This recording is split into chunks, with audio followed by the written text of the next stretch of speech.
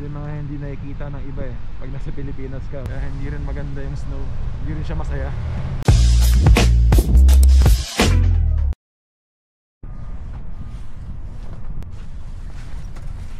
So, tapos na naman yung oras ng trabaho natin mga tropa. Tawagin na tayo.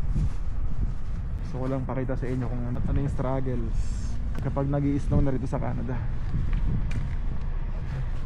Check ko pa ako ng pag-uwi oh. Nag-i-snow mga tropa.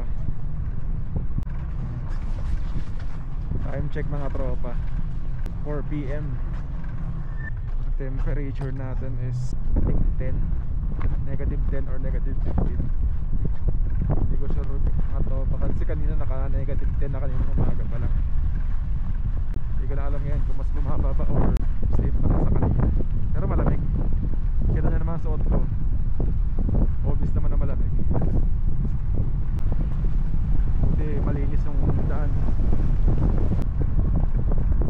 Malinis po ngayon yung kalsada rito. Sinisan ano to eh, snow. Yung naka-asfalto lang, galing. That's good. Eh nakabuhang pa yan ng mga nakarang araw.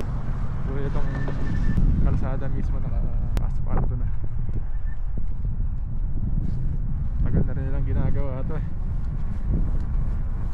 Kita nyo mga tropa,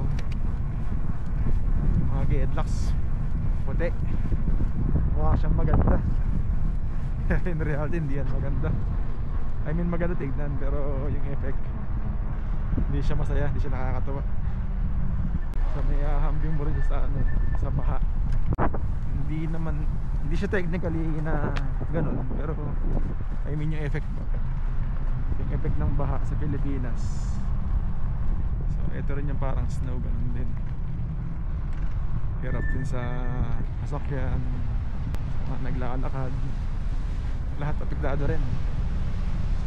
Kaya hindi rin maganda yung snow, hindi rin siya masaya. Saka delikado, madulas ito eh. Kailangan doble ingat sa pagbabike. Ingat dyan mga tropa, nagbabike dyan during winter. Ito yung mga hindi nakikita ng iba eh pag nasa Pilipinas ka. Usual nakikita mo lang sa snow, sa malinis tignan. Pero in reality yan mga tropa, maruputik din yan. Kaya maputik oh. Nalinis tong daan na to. Okay, hindi hirap yung bike ko. Kaya nung umagang kapal ng snow dyan. Hindi lang nalinis. Iba yung pala ng mga tropa. Naka-skate shoes lang eh. Hindi siya naka-winter boots. Samantalang ako naka-winter boots ako. Kita kayo sa kawan. Sa harap na naka-winter boots din. Si ate naka-ano lang, parang rubber shoes lang siya. Iba yung kanya ng balat. Ito mga tropa yung sinasabi ko. Minsan hindi nalilinis na part, mas snow pa rin eh. Kaya matulas yan mga tropa, ingat.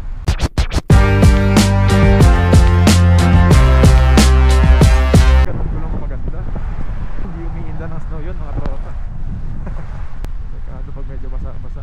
Ramdam ko yung tigil sa gulong. Lalo pag naka-check ba ng black ice.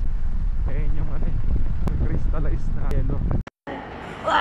So what is black ice? Black ice is a thin, transparent layer of ice that accumulates on the road surface when temperature are below freezing. Ramdam mo kaagad yung pag napadaan ka ron, nakawala ng traction yung gulong mo.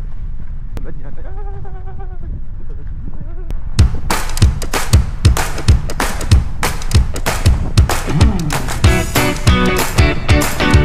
Talaga naman eh. Kulit eh. Dulas. Malakas tama mo dito ka dumadaan. Dumadaan. Gago! Ayop. Malakas tama eh.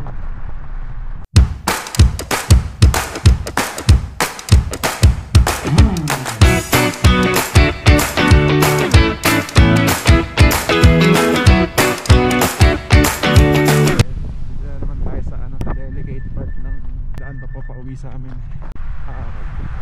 Kasi medyo malinis